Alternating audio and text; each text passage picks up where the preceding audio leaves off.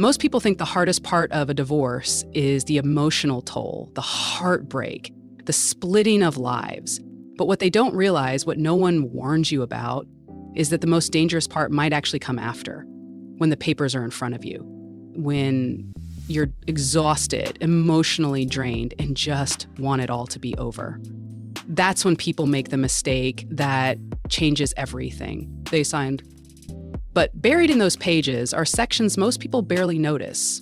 Legal terms that seem routine, harmless, maybe even boring, until 6 months later or a year later when you realize you've signed away something you didn't mean to. Your time, your money, your privacy, your future. And the worst part, these sections don't hit you all at once. They creep in slowly. A payment you didn't expect, a decision you can't make on your own, a phone call you need to ask permission for. Before you know it, you're living by rules you never agreed to, because technically, you did. In this video, we're going to uncover 7 overlooked sections that quietly show up in divorce agreements and end up destroying people's futures. These aren't rumors, they're real, they're legal, and they're more common than you think. If you're going through a divorce or even considering one, this could be the most important thing you watch today, because what you don't know can absolutely come back to ruin you. Let's get into it. One of the most damaging sections that people overlook is the one that deals with spousal support, specifically how long it lasts. It sounds simple. You agree to pay or receive a certain amount each month and everyone moves on. But what most people don't realize is that one small phrase, often just a few words, can trap you for life. It's called indefinite support. And if you're not paying attention, it can turn into a lifelong financial leash. Here's how it works. If the agreement says support continues until further order of the court or doesn't include a specific end date, you've just agreed to keep paying, potentially forever, even if your ex remarries, even if your income drops, even if your life completely changes, you could still be stuck making those monthly payments unless you go back to court, hire more lawyers, and hope a judge agrees with you. And that process, it's not quick, it's not easy, and it's definitely not cheap. And people don't even notice the wording. They assume support is temporary, a few years, just until the other person gets back on their feet. But unless the section clearly spells that out with a review date or a termination condition, the court assumes you meant for it to go on. And if you try to challenge it later, guess what? You're the one assigned. It gets worse. Some agreements include what's called a non-modifiable clause, meaning even if your circumstances change, like losing your job or retiring, you still owe the same amount, no adjustments, no appeals, just a monthly reminder of the mistake you didn't know you made. This isn't about refusing to take responsibility. It's about protecting yourself from vague language that can ruin your financial future. Because once that section is signed, your hands are tied, and the damage isn't always immediate. It's subtle. You might think you're fine until you want to buy a house, retire early, or invest in your own future, but you can't. Because every month, part of your income is locked away in an agreement you barely remember agreeing to. If you're in the middle of a divorce or even thinking about one, don't skim past the spousal support section. Ask questions, look for specific timeframes, push for built-in review periods, because once the ink dries, that section won't just be words on paper. It'll be part of your reality every single month. And this is just the beginning. The next section doesn't take your money, it takes your freedom. One of the most misunderstood sections in a divorce agreement deals with custody. And on the surface, it often looks fair. Balanced parenting time, joint decision-making, maybe even a friendly sounding term like right of first refusal. But hidden in the wording are subtle restrictions that can quietly take control of your entire life long after the ink is dry. Let's start with the right of first refusal. It sounds considerate, even logical. The idea is that if one parent can't be with the child, the other parent should have the first opportunity before a babysitter or a third party is used. But here's what people don't realize. This clause can end up dictating every plan you try to make. You want to go away for a weekend? You might be required to notify your ex. Need a last-minute sitter so you could attend an emergency or job interview? You could technically be in violation if you didn't offer your ex the option first. What was meant to be cooperative starts to feel like surveillance. Then there are the travel and relocation restrictions. These often show up in the fine print, quietly limiting how far you can move with your child, sometimes to just a few miles outside your current city. That means if you get a better job opportunity in another state, you want to be closer to family, or simply need a fresh start, you might not legally be able to take your child with you. And even minor travel, like visiting relatives out of town, can require formal notice or even court approval. And it doesn't stop there. Some custody agreements include communication rules that seem fair at first, but become oppressive over time, shared parenting apps that track every message, requirements to notify your ex of any minor change in plans, expectations that both parties remain in agreement over educational or medical decisions, which sounds great, until the other person starts using it to block you at every turn. What's even harder is that challenging any of this later isn't easy. Once these sections are signed, they're treated like law. And courts are extremely hesitant to modify parenting agreements unless there's a major life change. And even then, it's a fight. The truth is, custody sections are never just about the kids. They shape your freedom, your flexibility, and your ability to rebuild your life after divorce. A vague line in a document can suddenly mean your every move is monitored, your plans need approval, and your freedom to start over is cut short. So before you agree to anything, take a hard look at the custody terms. What sounds like fairness now could feel like a cage later. Because sometimes it's not just about what you lost in the marriage, it's what you're still not allowed to do afterward. Most people know that during a divorce, assets get divided, but what they don't realize is that one of the most dangerous sections in the entire agreement hides inside the part about retirement. On paper, it looks straightforward. Split the retirement savings, assign a percentage, move on. But a single misworded sentence in this section can cost you tens of thousands of dollars, maybe more, without you even realizing it until it's too late. It starts with something called a quadro, a qualified domestic relations order. This is the legal document that actually divides retirement accounts, like 401ks or pensions. Without it, the division isn't enforceable, and your ex could end up with more than they should, or worse, take their share early and leave you holding the tax penalties. But here's the catch. Even with a quadro, if the wording isn't airtight, the money you spent years building could end up in the wrong hands. For example, many people forget to address survivor benefits in this section. That means if you die, even after the divorce, your ex could still be entitled to part of your retirement unless they've officially waived that right. Sounds crazy, but it happens more often than you'd think. And undoing that mistake after the fact, nearly impossible. Then there's the issue of valuation dates. If the agreement doesn't specify the exact date your account is being valued, say the date of separation or divorce filing, your ex might benefit from any market growth or contributions made after the relationship ended. You could essentially be rewarding them for time they weren't even in your life anymore. It gets worse when pensions are involved. Some divorce agreements include vague language like half of the marital portion without defining what that means. Suddenly, you're in a legal battle years later trying to prove what portion of your pension existed before the marriage, and the court might not side with you.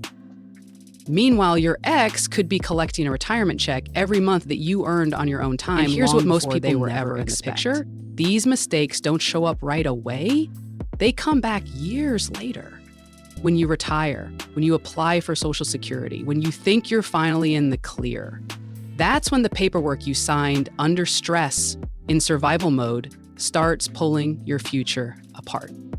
If you're looking at a divorce agreement right now, don't treat the retirement section like an afterthought. This isn't just about splitting what you have today, it's about protecting what you'll need tomorrow. Review every word, demand clarity, ask questions about long-term implications, because your ability to retire with dignity shouldn't be something you accidentally give away. And as painful as that is, the next section doesn't just threaten your future, it drags you back into their past. One of the most quietly destructive sections in a divorce agreement is the part no one thinks to double check, the one about debt. Most people assume that if the divorce papers say their ex is responsible for a certain credit card, loan, or medical bill, that's the end of it. But here's the harsh truth. Divorce court can assign who pays, but creditors don't care. If your name is still on the account, they're coming for you no matter what the agreement says. Let that sink in. You could be completely out of the relationship, emotionally and legally separated, but if your ex misses a payment on a joint credit card, your credit score could tank right along with theirs. And if the account goes to collections, they can call you, sue you, garnish your wages, even though you're not the one who ran up the bill. Why? Because your name is still legally tied to it. This is where most people get blindsided. They trust that once the divorce is finalized, the financial lines are clearly drawn. But unless that agreement includes a hold harmless clause, a legal shield stating that your ex is solely responsible and must protect you from any fallout, you're left exposed. And even with that clause, enforcing it can be a nightmare. You'd have to take your ex back to court, spend money on legal fees, and hope a judge sides with you after the damage is already done. And it gets even messier with things like auto loans and mortgages. Let's say your ex gets the car, but the loan is still in both your names. If they're late on a payment, that's your credit report taking the hit. If they default completely, you're stuck with the consequences and the balance. Same goes for the house. If the loan stays in your name, but they live there and fall behind, your future plans could be torched in an instant. Good luck getting approved for a new home or refinancing when your debt-to-income ratio is wrecked by someone else's mistake. And it doesn't always happen immediately. Sometimes it's months or even years before a missed payment shows up on your credit report or you get a letter from a collector. You might think everything's been fine until you try to make a major purchase or apply for a loan and get denied because of a forgotten piece of paper you signed during the worst chapter of your life. The damage is silent at first, but it builds. One credit hit leads to higher interest rates. Missed payments turn into collection accounts, and suddenly, your financial freedom, the one thing you were counting on to rebuild after the divorce, is shattered by a debt you didn't even create. If you're going through this process right now, don't skip over the debt section. Insist on full disclosure, close or refinance every joint account, and make sure there's a clear enforceable clause that protects you from their financial decisions, because without it, you might find yourself paying literally for someone else's past long after they're out of your life. And if that feels unfair, just wait. The next section hands you a new bill. There's one section in many divorce agreements that sounds protective at first, even generous, but ends up becoming a financial burden you never saw coming. It's the life insurance requirement. The court may order one spouse, often the one paying support, to maintain a life insurance policy with the ex as the beneficiary. The idea is simple. If something happens to you, your ex and possibly your children are still financially protected. Sounds responsible, right? But here's the problem. No one talks about what that actually costs or how long it lasts. In reality, this section can quietly bleed you dry. Life insurance isn't cheap, especially as you age or if you have any health conditions. But the agreement rarely factors that in. It just says you must maintain a policy, sometimes for hundreds of thousands of dollars for the duration of the support period, or worse, indefinite. That means every month you're paying into a policy you may not even believe in anymore, just to satisfy a court order that was written when you were too emotionally drained to push back. And here's where it gets dangerous. Miss a payment, and you're not just behind on a bill, you're potentially in contempt of court. That means legal consequences, fines, or worse. You could be forced back into court to explain why you lapsed on a policy you didn't even want. And the system won't care that your premium skyrocketed or that your income dropped. A missed payment is still a violation. There's also the emotional layer no one prepares you for. Imagine rebuilding your life, maybe starting over with someone new, and every month you're still making payments to guarantee a benefit for your ex if you die. It's not just about money. It's about constantly being tied to someone you're trying to move on from through a contract you signed when you were at your lowest. Some agreements even leave the details open-ended. No mention of how much coverage is required, no time frame, no contingency if your health changes and you become uninsurable. You're just locked in, paying into a future that benefits someone else while your own financial goals get pushed further out of reach. This is why the life insurance section needs just as much scrutiny as child support or asset division. Don't agree to open-ended language. Ask for caps, clear termination dates, or alternatives like decreasing term insurance that adjusts over time. Because if you don't, you could end up spending years or decades funding a policy that was never supposed to be forever. One of the most intrusive sections in a divorce agreement isn't about money, it's about control. It hides behind words like communication protocols, co-parenting guidelines, or non-disparagement clauses. On paper, it sounds like common sense. Be respectful, don't badmouth each other, keep things civil for the kids. But when you look closer, this section can cross a line into your personal life, your freedom of speech, and even your right to privacy. Let's start with the non-disparagement clause. This is often slipped into the agreement under the idea that neither party will speak negatively about the other in public or in front of the children. Fair enough. But what most people don't realize is that this clause can be stretched far beyond its original intent. In some cases, people have been threatened with legal action over a vague Facebook post, a private conversation that got back to the ex, or even things said in therapy that were somehow brought up in court later. Suddenly, your right to express your frustration, even in safe spaces, is being policed by something you signed when you were just trying to get through the process. Then there's the rise of parenting communication apps. These are often court-mandated and meant to help parents coordinate schedules, share updates, and keep everything in writing. But they come with a catch. Every message is documented, time-stamped, and admissible in court. It creates an environment where you feel like you're always being watched. Every word has to be measured, every sentence overthought, because a single message could be used against you. What started as a tool for clarity becomes a constant source of anxiety. And it doesn't stop with co-parenting. Some agreements include clauses about how you're allowed to communicate with your own children, restrictions on what you can say about the divorce, rules about introducing a new partner, even limitations on topics like therapy or personal beliefs. These sections may be framed as protecting the kids, but they often silence one parent completely and create a dynamic where fear replaces trust. Over time, this controlled communication takes a toll. You second-guess every conversation. You censor yourself in your own home. You walk on eggshells around your ex, not because you want peace, but because the agreement has left you no choice. You might even feel like your ex still has power over you years after the divorce is finalized, all because of a few sentences buried deep in a section you didn't fully understand.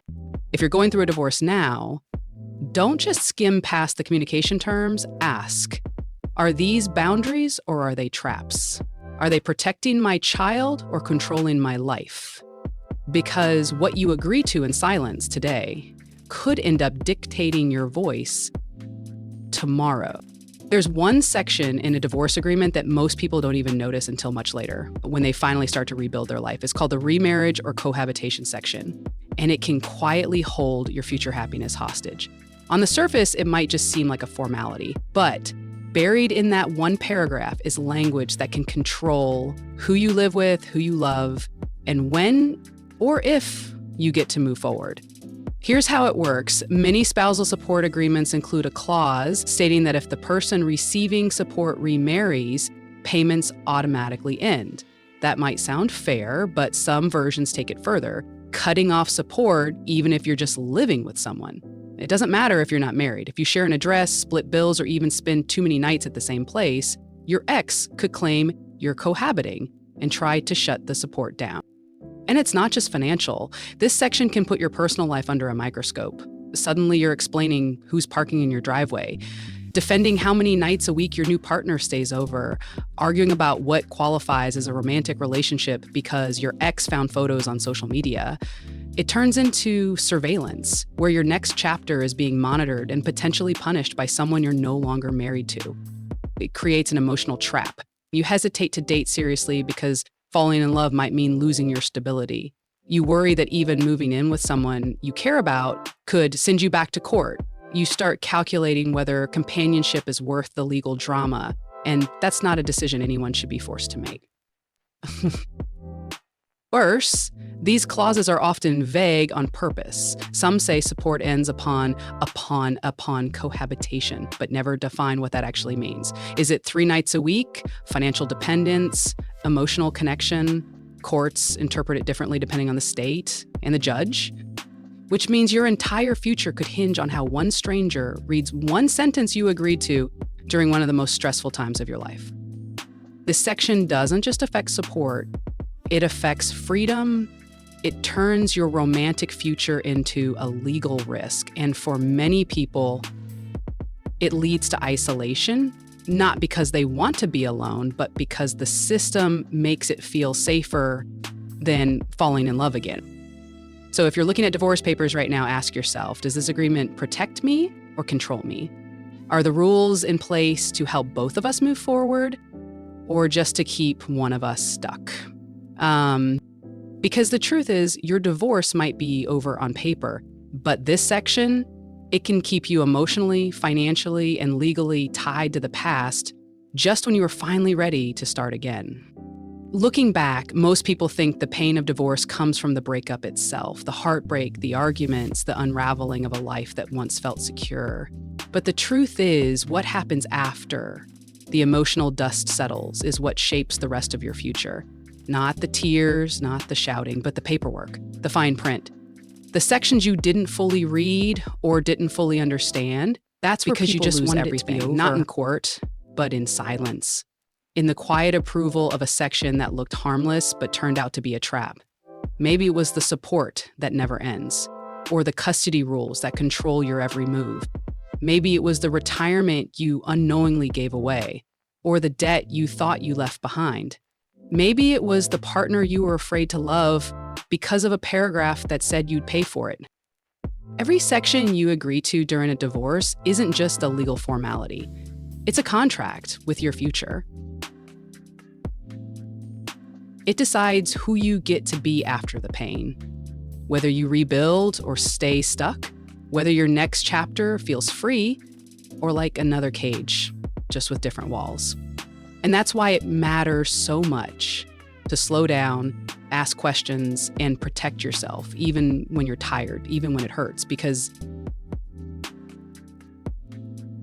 once that agreement is signed, it's not just over in many ways. So before you sign, it's just beginning. Read everything twice.